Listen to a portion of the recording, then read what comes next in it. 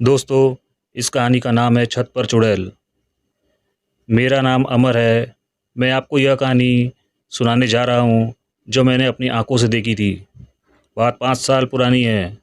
उस वक्त हम लखनऊ शहर में रहते थे। कुछ दिनों से हमारे मोहल्ले में किसी चुड़ैल के घूमने की अफवाह फैली हुई थी। कुछ लोगों ने कहा है कि उन्होंने रात में एक डरावनी महिला को घूमते हुए देखा है। वह कभी घरों की छत पर तो कभी गलियों में घूमती हुई नजर आती है। इस वजह से लोगों ने छत पर सोना बंद कर दिया था। अंधेरा होते ही सड़कें सुनसान हो जाती थी। एक दिन मोहल्ले के लोग मिलकर रात भर देखते रहे पर कोई नहीं आया। मुझे तो बिल्कुल भी विश्वास नहीं होता था। जो भी उस चुड़ैल की बातें करता था मैं उसका मजाक उड़ाता था। मैंने माना कि ये लोगों का वहम है या कोई शख्स लोगों को डरा रहा है। एक रात बत्ती चली गई। गर्मी में अंदर सब सो रहे थे। चुड़ैल के डर से कोई छत पर जाने की हिम्मत नहीं करता था।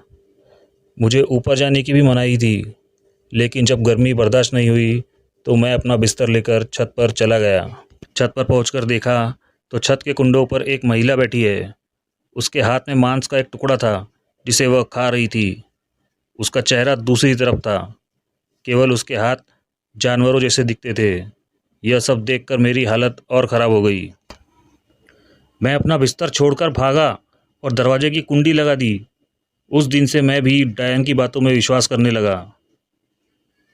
अगले कुछ दिनों तक डायन दिखने की घटनाएं होती रही, लेकिन कुछ दिनों बाद डायन दिखाई देना बंद हो गई।